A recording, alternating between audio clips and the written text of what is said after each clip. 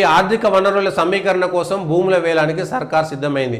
అత్యంత విలువైన కంచగచ్చిబౌలిలోని 400 ఎకరాలను లేఅవుట్ చేసి వేలం ప్రక్రియ ద్వారా చేస్తే 20,000 కోట్లు ఏమో వస్తాయట. 25,000 కోట్లు, 30,000 కోట్ల ఆదాయం. ఆల్రెడీ దాని మీద 10,000 కోట్లు అప్పు తెచ్చారు తనఖా పెట్టి. ప్రజలు ఆలోచించాల్సినటువంటి అవసరం ఉంది. ఏ ప్రభుత్వాన్నైనా సరే, అంటే ప్రజల ఆలోచన ధోరణి ఎంత మేరకు ఉంటుంది అనేటువంటిది. కేవలం సంక్షేమ పథకాలు, ఉచిత పథకాలు మాత్రమే ప్రభుత్వాలు నడిపిస్తే ఆ ప్రభుత్వాలు నాశనమైపోతాయి. అప్పు తెచ్చినా కూడా తిరిగి అప్పు చెల్లించేంత అక్కడ మనకు కనబడాలి. ఎవరు అప్పు తెచ్చినా, ఎవరు చేసినా, ఒక అప్పు తెస్తే ఒక సాధారణ రైతు అయితే ఒక రకంగా ఖర్చు చేస్తాడు, ఒక వ్యాపారవేత్త అయితే ఒక రకంగా, ఒక ఇండస్ట్రియలిస్ట్ అయితే ఇంకో రకంగా ఖర్చు పెడతాడు. ఆ అప్పులను తిరిగి తీర్చే విధంగా ఖర్చు పెట్టడము, ఇన్వెస్ట్ చేయడము, ప్లానింగ్ చేయడం అనేటువంటిది ఉంటుంది. కానీ ఇష్టానుసారంగా ప్రభుత్వ పథకాలు, ఉచితాలు ఎంత అవసరమో అంత ఇవ్వాలి. ఉచితం అనుచితం అయ్యేటువంటి విధంగా సంక్షేమం అనేటువంటిది ప్రభుత్వం క్షామంలోకి వెళ్లకుండా కరువు కాటకాలకు వెళ్ళిపోయి 30,000 కోట్ల కోసం అప్పు చేయాల్సినటువంటి పరిస్థితి. భూములు అమ్ముకున్నారు. కేసీఆర్ భూములు అమ్మితే వ్యతిరేకించినటువంటి కాంగ్రెస్ పార్టీ ఇవాళ అధికారంలోకి రాగానే ఆయన 3,000 కోట్లకు భూములు అమ్మితే వీళ్ళు 30,000 కోట్లకు భూములు అమ్ముతున్నారు.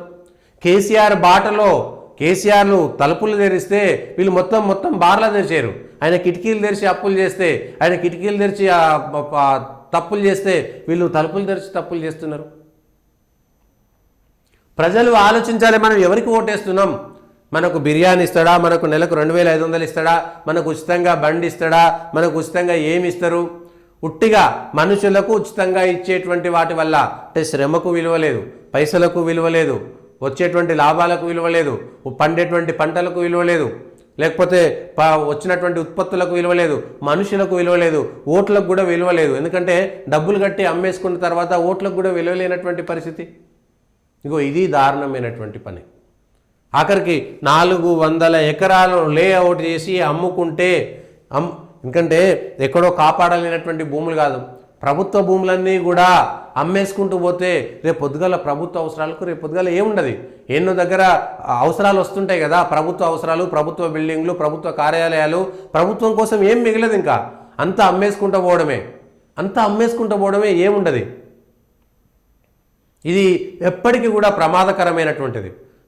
ఇందులో ప్రజల తప్పే ఉన్నది, ప్రభుత్వాల తప్పు కాదు. ప్రభుత్వాలు చాలా స్పష్టంగా చెప్పినాయి, మేము మొత్తం కనబడ్డోనికల్లా రుణమాఫీ చేస్తామన్నారు. ఏమైంది? చెయ్యలేదు. ఆ పైసలు 23,000 కోట్లు పెట్టారు, అయినా రుణమాఫీ కాలేదు. కనబడ్డోళ్ళకల్లా రైతు బంధిస్తామన్నారు. ఏమైంది? ఆడోళ్ళకు 2,500, మగోళ్ళకు 3,000, చదువుకున్నవానికి అంతా, పనిచేసినోనికి ఇంత, పనిచేయనోనికి అంతా, చాతనైన అందరికీ ఉచిత పథకాలు ఇచ్చేసి అందరికీ డబ్బులు పంచినట్టుగా, పప్పు బెల్లాలు పంచినట్టుగా పనిచేసుకుంటూ పోతే ప్రభుత్వ భూములు లేకపోతే భవిష్యత్తులో ఎంత ప్రమాదకరం ఒకసారి ఆలోచించాల్సినటువంటి అవసరం ఉంది.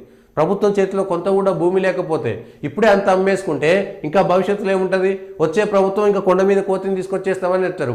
మీరు ఇంట్లోనే కూర్చొని సర్కారంలో వచ్చి అన్నం తినిపిస్తారు, మీకు అన్నీ చేస్తారు పొద్దుగాల లేచిన కాంచి పండుకునేదాకా.